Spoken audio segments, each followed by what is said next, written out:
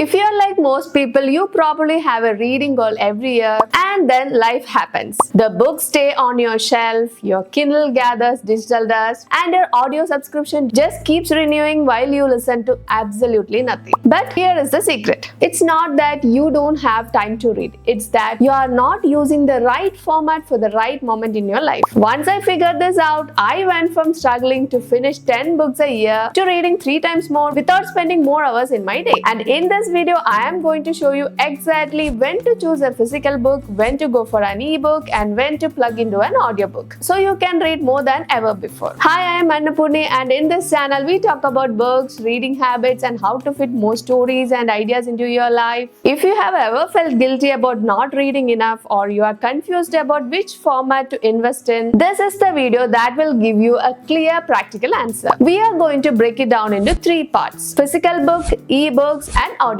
For each one, I will tell you what it is, the pros and cons, real life situations where it shines, and when you should avoid it. By the end, you will have your own personal reading strategy, and yes, you will be able to increase 3 times your reading speed without forcing yourself to read at 2 a.m. If you found this video useful, hit that like button and consider subscribing to my channel. More book related videos are coming soon. Okay, let's start. Section 1: Physical books. What it is? We all know what physical books are. Yes, it is a traditional paper and ink experience. The one you can smell, touch, stack, and probably spread out everywhere in your home like ours. Pros of physical books. Number 1: tactile joy. There is something magical about holding a real book in your hands. The weight, the texture of the paper, even that faint smell of ink and paper. It is an experience that can't be replicated digitally. That's for sure. Many readers say this physical connection makes reading more enjoyable and immersive. Number 2: no distractions. With a physical book, there is no ding sound from a notification or temptation to quickly check social media. You are fully present with the words on the page, and that helps you sink into the book without interruption. Number 3: better focus and retention. Studies have shown that reading on paper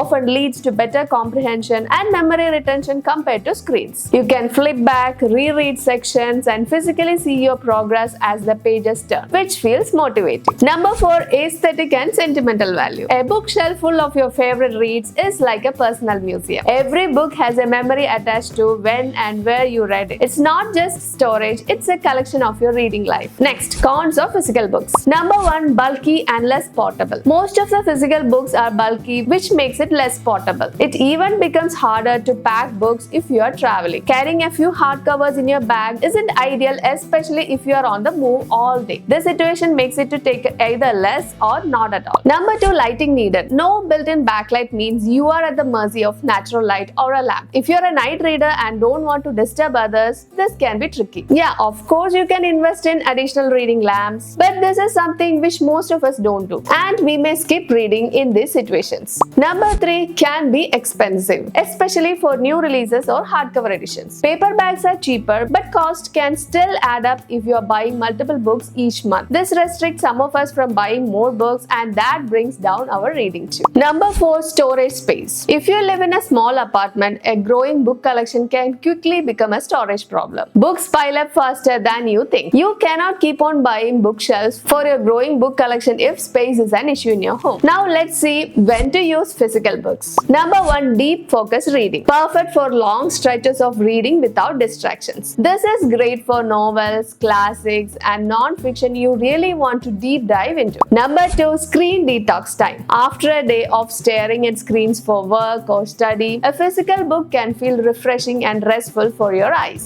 Number 3: sentimental reads. Certain books deserve to be read in a format you can cherish. Special editions, signed copies, or books that mean a lot to you personally. In addition, some books you may like to reread or just want to own by yourself. In these cases, you can go for physical books. When not to use. Physical books are not ideal if you are traveling light, especially if baggage weight matters. If you want to sneak in quick reading during short breaks, it's just not as practical. And of course, not during any other activities like workout and household chores. Section 2, Ebooks. What it is? Ebooks are those digital books you can read on a Kindle, tablet, or even on your phone. Thousands of pages without any extra weight. Now let's see what are the pros of ebooks. Number 1, portability. Imagine having a whole library in your handbag. Whether you are traveling or just going to work, you can carry multiple books without adding any physical weight. This is the main advantage of ebooks. Number 2, adjustable font size and background. You can customize your reading experience to suit your eyes. Larger text for tired evenings, any other background of your choice. It's that reading comfort that physical books can't match. Number 3, instant access. Found a book recommendation at midnight? You can start reading within seconds without waiting for a delivery or visiting a store. Ebooks can be accessed within seconds after you buy or get your subscription. Number 4, built-in dictionary and highlighting. This is a lifesaver for learning. You can tap to see definitions, save codes, and highlight without physically marking a page. Moving on to the cons of ebooks. Number 1, screen fatigue. If you already spend hours staring at screens, reading digitally can feel tiring for your eyes, especially on backlit devices like phones or tablets. Number 2, less emotional attachment. You don't get the same physical satisfaction of turning pages or seeing a shelf fill up. Sometimes this can make the reading experience feel less memorable. Number 3, possible distractions. If you are reading on a phone or tablet, you are just one swipe away from Instagram, WhatsApp, or email. The temptation is real. When to use ebooks? Number 1, travel and commuting. Ebooks are perfect when you are moving around. They slip easily into any routine. Number 2, multiple books at once. You can jump between a self-help book, a novel, and a biography without carrying 3 heavy volumes in your hand. Number 3, night reading. Backlit e-readers or phones let you read in bed without disturbing anyone, and you can even lower brightness for sleepy eyes. When not to use ebooks. If you are already experiencing eye strain from screens, ebooks can be avoided. In the case of having to use too much screen as part of the job, the usage of ebooks can be reduced. Lastly, if you plan to keep a book as a physical memento, those ones can also be avoided as an ebook. Section 3, audiobooks. What it is? Books you listen to, like a podcast, but longer, richer, and sometimes narrated by the author themselves, are the audiobooks. What are the pros of audiobooks? Number 1, multitasking friendly. You can read while doing other things, driving, cleaning, cooking, or exercising. It turns otherwise dead time into productive, enjoyable time. Number 2, hands-free and eyes-free. Ideal for people who can't sit still to read or who have busy hands during the day. Number 3, dramatic narration. Some audiobooks are like performances. The narrator's voice, accents, and emotion bring the book to life in a way plain reading sometimes can't. Number 4, accessibility. For visually impaired readers, audiobooks open a world of stories and information. What are the cons of audiobooks? Number 1, easier to lose focus. If your mind wanders, you can miss important details. Yes, rewinding is possible, but not as instant as glancing back at the page. Number 2, slower pace. Even at 1.5x speed, audiobooks can take longer to get through than skimming a text for fast readers. Number 3, hard to skim or flip back quickly. Not ideal for books where you want to review charts, tables, or specific sections. It is really hard if you want to listen to a specific portion from a previous section. When to use audiobooks? Number 1, commuting. Traffic no longer feels like wasted time. You can make your commute a daily reading session. It is easier than ebooks also. You just need to plug in earphones and listen, and also it comes handy to play in the handheld device of your car while driving. Number 2, household chores. Washing dishes or folding laundry becomes more enjoyable when paired with an engaging story. Trust me, this is a game changer. You can read more books if you are using at least this one strategy. Number 3, exercise. Whether you are running or walking, an audiobook can make the miles pass without you noticing. Once I started listening to audiobooks, I have never listened to any music during my workout time. Number 4, when we don't have time for reading. We always have this period in our life. We will not have time for reading physical books or ebooks due to our life situations or based on the life stage we are in. Audiobooks are the lifesaver in this case. One example is a new mommy who feels overwhelmed all the time taking care of the baby and not getting time for reading. In this case, the mommy can listen to audiobooks while feeding the baby. Immersing into a feel-good story or an inspirational story can make her feel relaxed. This is just an example. A lot more will be there in our everyday life. When not to use audiobooks. If the book you read has visual content like maps or diagrams, don't use audiobooks. If you want to read a book that demands a deep study or analytical reading where you need to pause and reflect, then audiobooks are not a good choice. Let's summarize. Here is the key. You don't have to be loyal to just one format. Think of them as 3 different tools in your reading toolbox.